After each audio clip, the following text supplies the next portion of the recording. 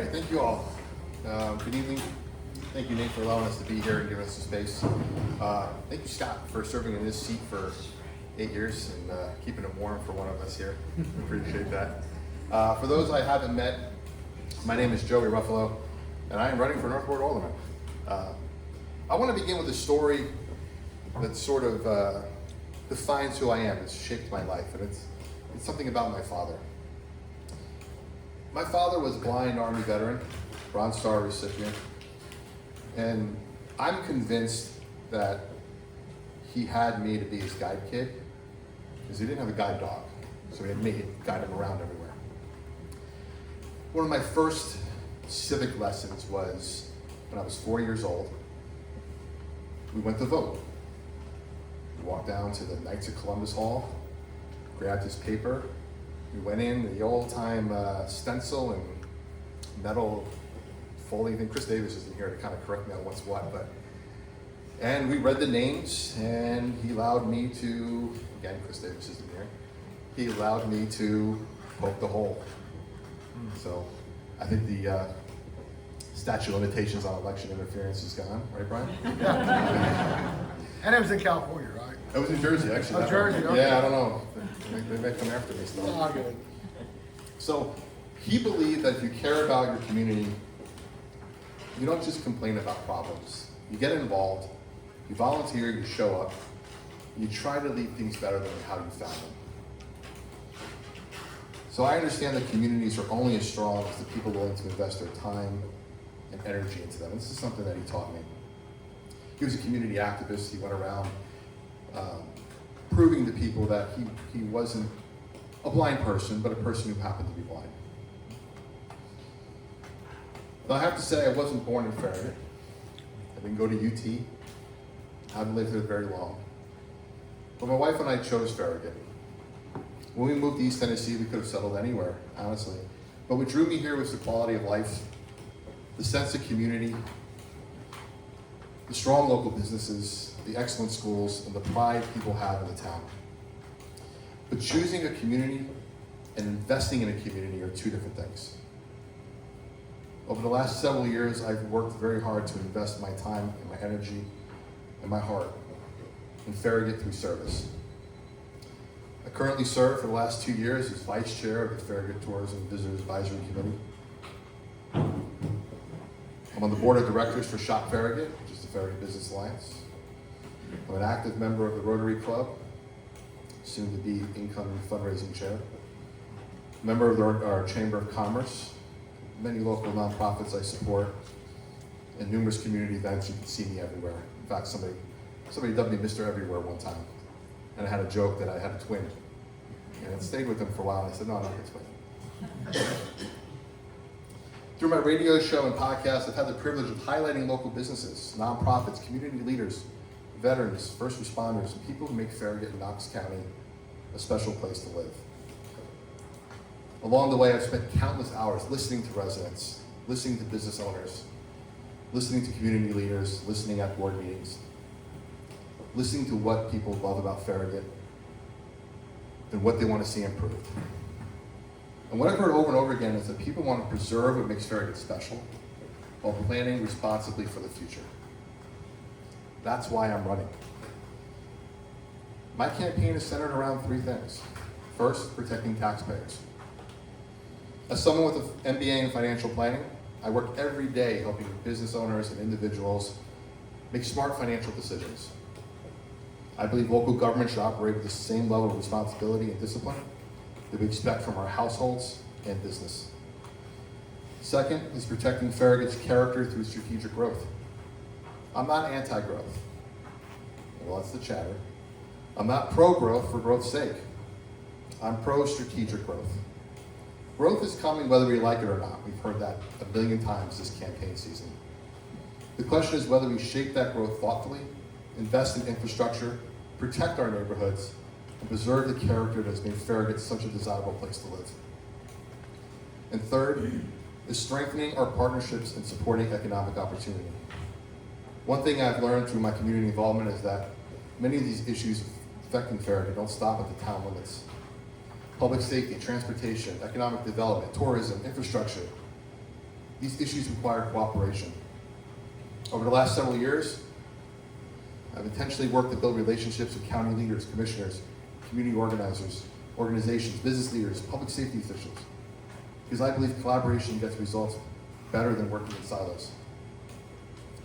Farragut deserves a strong voice at the table, and I believe those relationships can help strengthen Farragut's position and improve cooperation between the town and our county partners. When I look at Farragut 10 years from now, I want to see a town that remains financially strong, supports thriving local businesses, preserves its unique character, and continues to be one of the most desirable communities in East Tennessee. I respect everyone for standing up here and throwing their hat in the ring, and I appreciate anyone willing to step forward and serve our community. What I bring is a combination of financial expertise, business experience, community involvement, and relationships that extend beyond our borders. But most importantly, I bring a genuine desire to serve. I wasn't born in Farragut. I chose Farragut. And over the last several years, I've invested my time, my energy, and my heart into this community. Because I believe in what Farragut is and what it will become. I'm honored to earn your support and opportunity to serve as your next North Ward Alderman. Thank you for your time.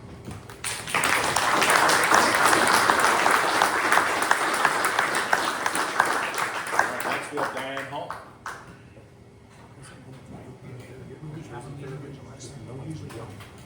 We don't?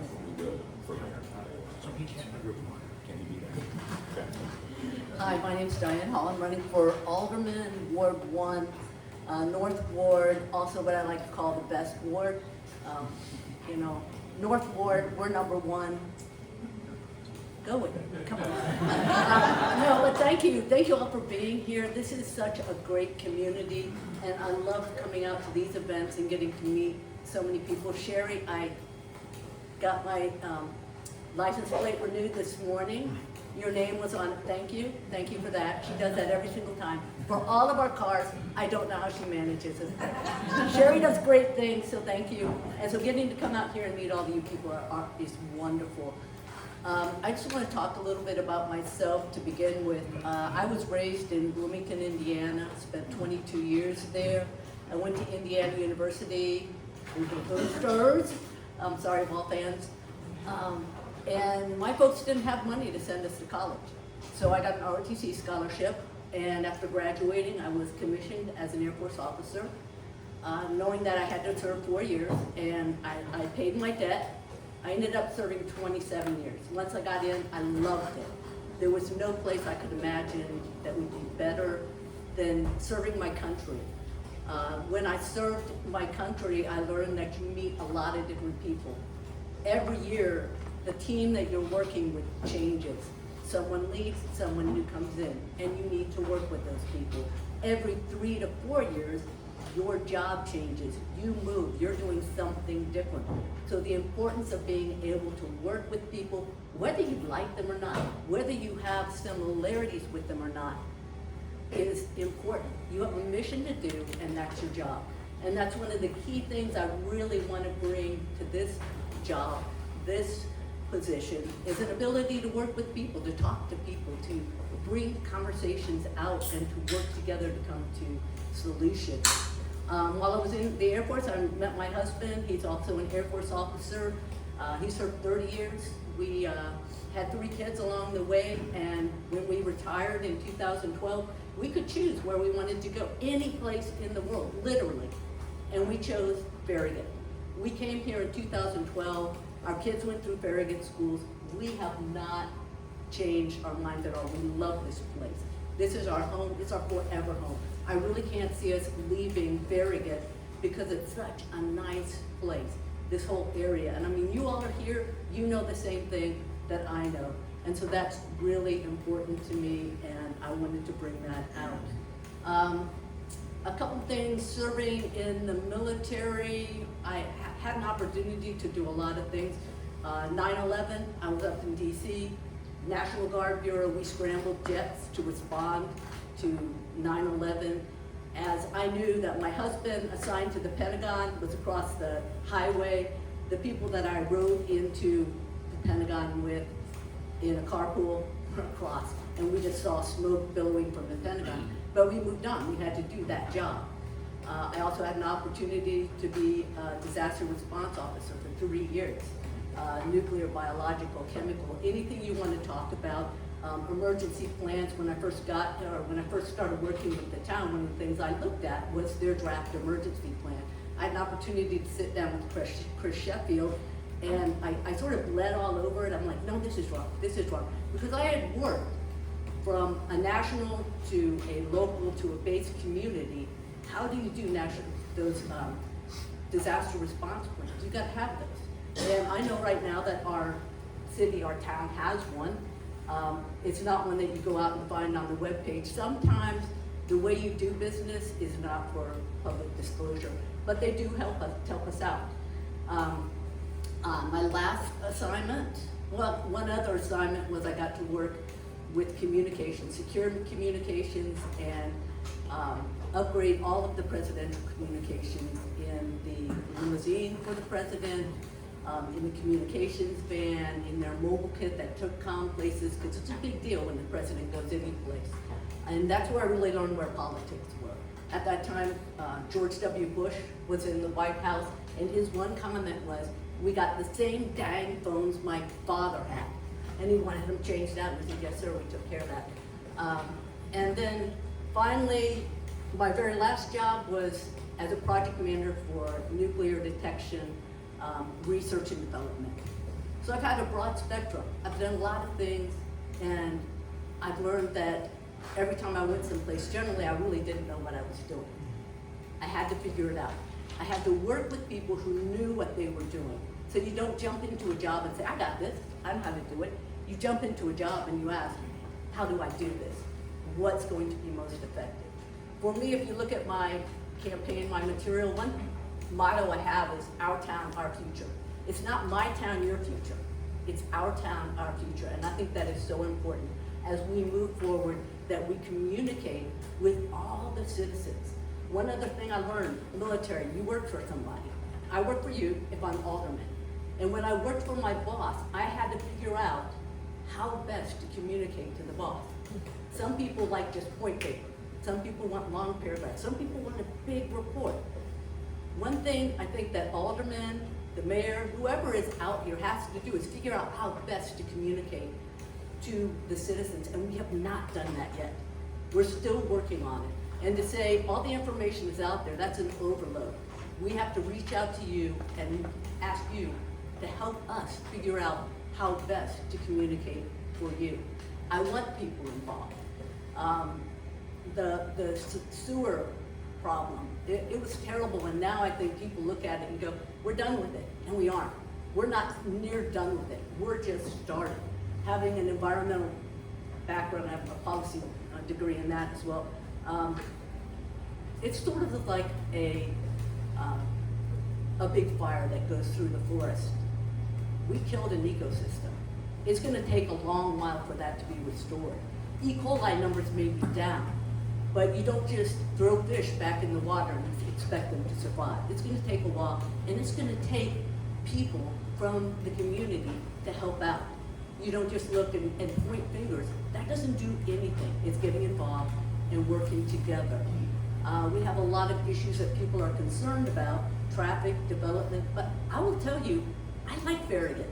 I think we've done a pretty doggone good job.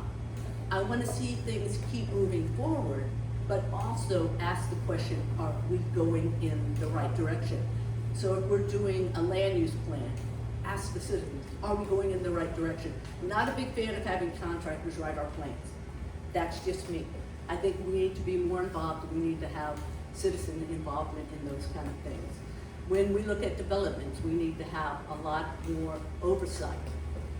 Unfortunately, well, I guess for the town, I'm one of the people that say, why not? You know, when someone tells me, you can't do it that way, I always ask, why not? Explain it to me. Really show me why we can't do some things before we just stop. It's time already? Oh, it's time already. So I will finish here, but thank you so much. I guess we could go on for a long time. We'll have a chance to earn questions. We'll have questions. Okay, thank you. Thank you.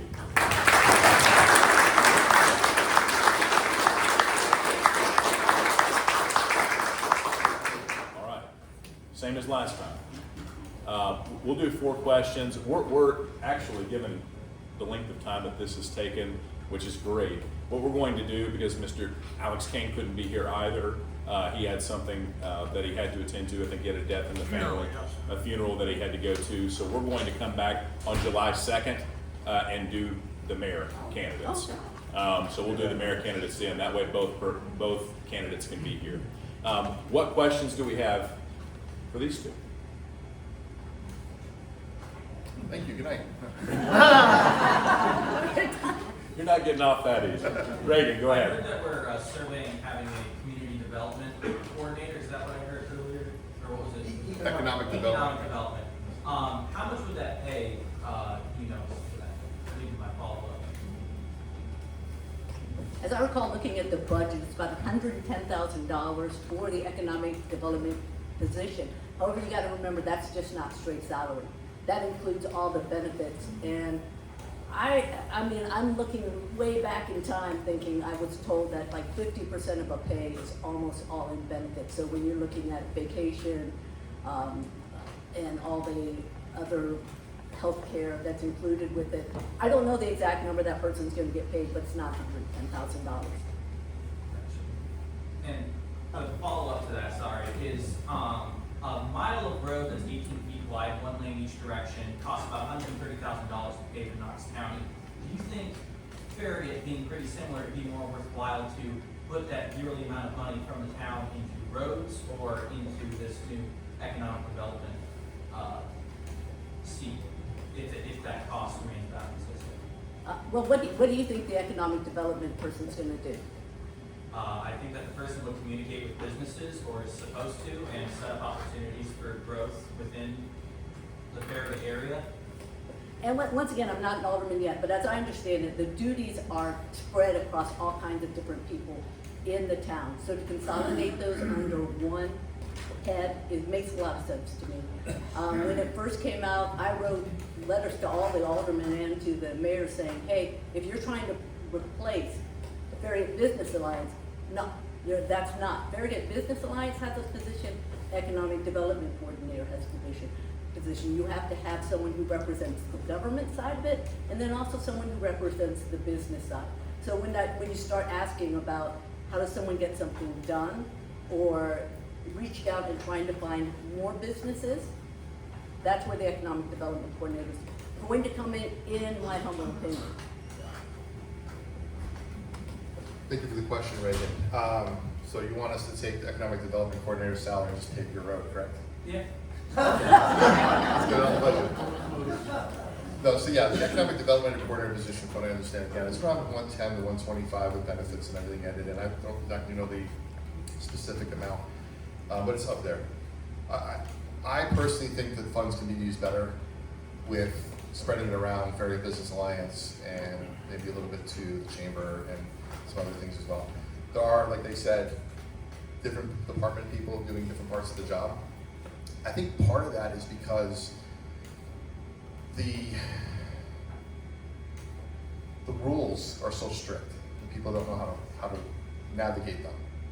And if we can revisit some of those codes and zones and rules, we may be able to kind of get people not having to deal with the problems they're having when they get their businesses started. I talked to a business owner recently at their ribbon cutting, and I said, how's it like starting a business in Farragut? And their response to me was, and I quote, "It's the worst experience in my life." Well, why is that? Because of all the hoops and hurdles they have to jump through to get started. Now, once they get going, they love being in Farragut. But how can we eliminate that barrier? And I don't believe it's an economic development coordinator navigating the system for you. I think it's the system itself. And I think the funds can be used better elsewhere. Good question. Steve. Now that the hotel motel tax has got a few years under the belt, I believe about $500,000 or more in revenue is generated every year from that tax. Do you have a vision of where that money can go beyond the new signage program to help draw tourists to Farragut? Well, Steve, as serving on the Tourism and Advisory Committee, we have robust conversations that are open to the public, and they can come and join in and see what we're doing and the ideas that we have to bring events to the town. I know one of the things we're working on, I'm gonna have to keep that on the wraps, Candace, for a while. Candace is working on something pretty big for the town, and it's a surprise for everybody. But I talked to her if you want to know more. But I think it's, we have the revenue to spend, and I think we need to, there's opportunities in the town to have some events that I think would draw some people in. And we need to draw people, our goal for tourism is not to put on an event for the town of Farragut. Our goal is to draw people from Loudoun County, Rowan County, Anderson County to come here and spend their money here because we need their sales tax money to increase our revenues. It doesn't make sense for us to take it out of one pocket and put it into another pocket in our own community. We need to draw those people in. So I think there's definitely some opportunities for some events. We have some great parks. Let's try to use them for some festivals and entertainment options. I think there's a great opportunity there, and we have the money, and Hallie and the team do a great job of putting on their stuff. There's definitely some opportunities to promote it better and get people here. When you mentioned people, I forgot Halls. People from Halls come to. Oh, yeah, come spend your money all you want, Yeah. please. I'll take a check. I was not a fan of the hotel tax when they first decided. I was like, this doesn't make sense. We are not a tourist destination. We are not Pigeon Forge, we're not Gatlinburg. Why would anybody come to Farragut, and why do we want them here? And my mind's changed. I've seen Farragut put on some outstanding festivals. We're looking more for day travelers, people who come in and give money to the town because we run on a sales tax. So without that sales tax generation, it does, we're missing that. If we can get that sales tax coming in, there are very, very specific rules about what that hotel tax money can be spent on. I don't know them all, but it's something that we can look at, take a hard look at, and see if there's something that we can do to further enliven the town. And because part of it is that money has to be used for tourism, to generate more tourism. It's not, oh, let's take that money and $100,000 for his road. No, it has to be used for tourism, and so there's specific rules. I had a question. Here you go. Listening to your answers to questions, a great question, by the way. It seems like one of the goals is to bring tourism into Farragut. For the dollars spent, we need that revenue. How does that work with mitigating all the traffic issues that I hear? If the goal is to bring the tourists to Farragut because we need the money, how do we mitigate the congestion and traffic that seems to be the plague for all of us?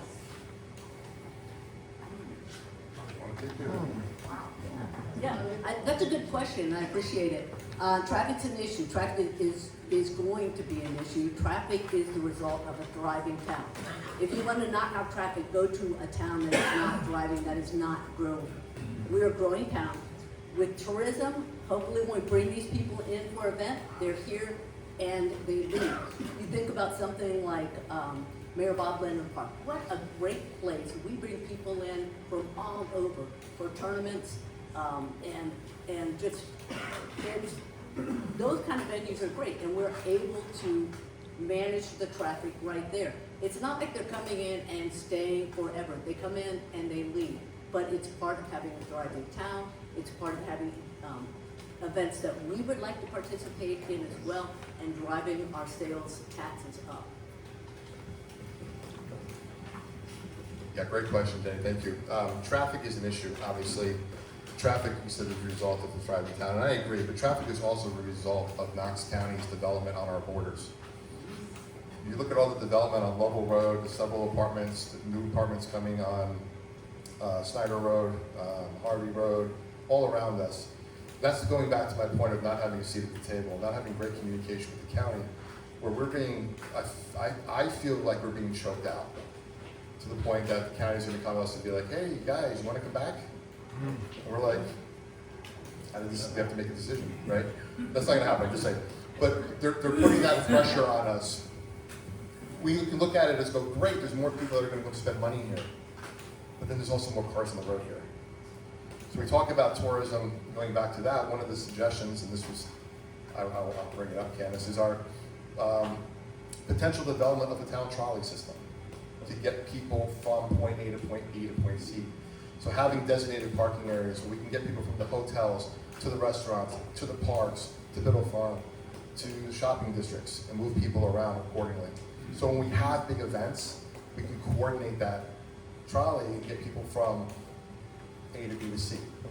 So those are some of the things that we would be able to use hotel and motel tax on as well. So that's one of the ideas that we were kicking around a little bit. And again, traffic's gonna be an issue for growing, but having that seat at the table again to kind of mitigate development outside of our borders, we can't have our head in the sand just because we're in Farragut. We have to pay attention to what's going on in the county, and we have to have that seat. Yes. I'm a little confused, and I realize it doesn't take much for me to get there, but I'm a confusing what guy, I'm sorry. hearing is, we've got a tax for the hotels, because we're gonna use that money to develop attractions, events, or other attractions. So more people will come here, that's gonna make a lot more traffic, and the tax really, and then we can only spend it on the attractions, or things that will draw people here who don't live here, and how's that gonna, why is that good for traffic? Yeah. Why is it good for the character of the community that I've heard a lot of people talking about here tonight? It seems to me that taxes causing a problem. Sure. That now we have to solve, and it's more money, and we can't spend it on transportation? This Sure. sounds like there was a solution hunt for a problem, for a problem. No, I agree, thank you for that. So the hotel motel tax can only be spent on tourism items. So events that would draw people in our tourism event. Once they're here and they spend their money, wherever they spend their money on a restaurant or whatever, that's sales tax revenue. That goes into the general fund to fill. But we have to have a trolley to get into the, I mean. No, we don't have to have a trolley. We can have people park and park at the events and do what we're doing now and have you know, crowd up Founders Park for Light the Park and all those other fun events that we have, but where we can move people around effectively, efficiently as we grow, and we want people to come experience what we have here. We're just like double-edged sword, right? We want people to kind of come and check us out, but we don't want people to really stay. And we don't move here because we're full. We want people to come and spend their money here, but we have to give them some reason to come spend their money here. All right, we're gonna allow one more question. This gentleman back here has not asked a question yet. I'm not asking a question, we can't hear me. So the plan is to bring more people in here without some sort of security protection. Should we be thinking about, I don't know, I deal with a daily, 12,000 cars a day moving up and down, being put under another bridge, speeding, doing whatever they want, and parking, turn, get faster, boom, boom, boom. Like, do you want more of that? I mean, do you think that the residents will eventually say, I'm done, and like, compete with other competing communities that are maybe thinking more about residential policy, whether it's psychology for residents versus thinking more about it in the county? So what is your plan? Use some of this to help us make sure we have some sort of police presence or some sort of sanity in place while our roads are being drained. Yes, unfortunately, I think the motel tax can't be used on a police force, so it would have to come from general fund and sales tax revenue. So again, the people that would come here, spend their money, if we increase our coffers, we may be able to use some of that towards a designated force. Now, unfortunately, running the numbers on a designated police force in the town of Farragut is upwards in several millions of dollars. I don't think we can afford that. One of the richest towns in the United States. So just keep that in mind. Right. I want to bring in that. Sure. Yes.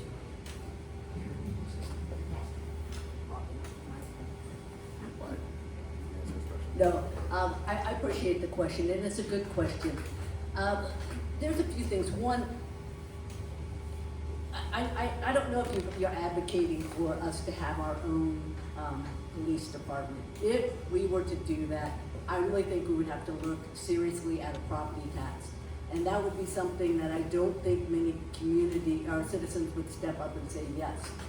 I frequently look at I guess because it's interesting, the Farragut Press and the Knox County Sheriff blotter. And it's nothing excessive. It really isn't. We have speeders.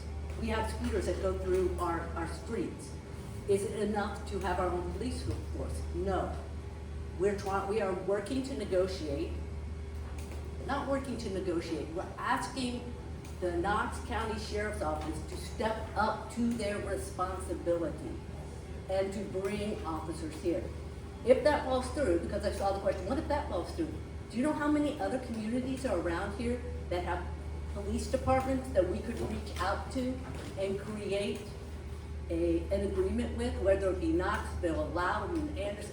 There's all these communities that would be far better than us thinking, and it's not a couple million, look at tens of millions of dollars to stand up a police department with all the personnel, all the equipment.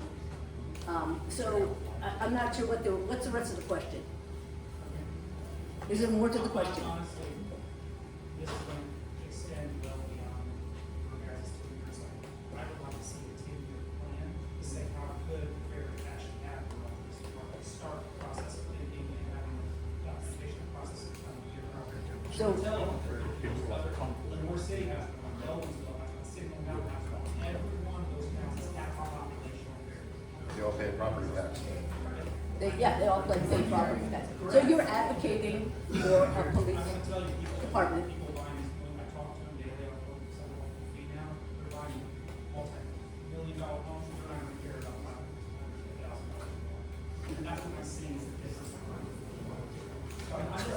So the plan should happen now, this should occur, that there should be like for future generations to take over the government.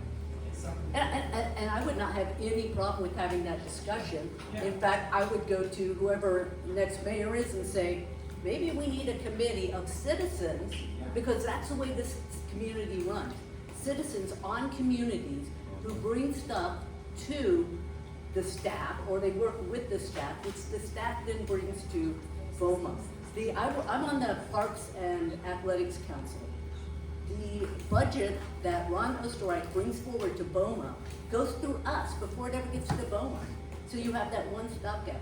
If you want to do that, let's explore it. I'm all for exploring it, but it's not just going to be throw it on the staff and say, you guys do the study, or let's just get a contractor. It should be citizens involved in their community. What do you want? What can we do with guidance from the staff? Let's thank them for being here.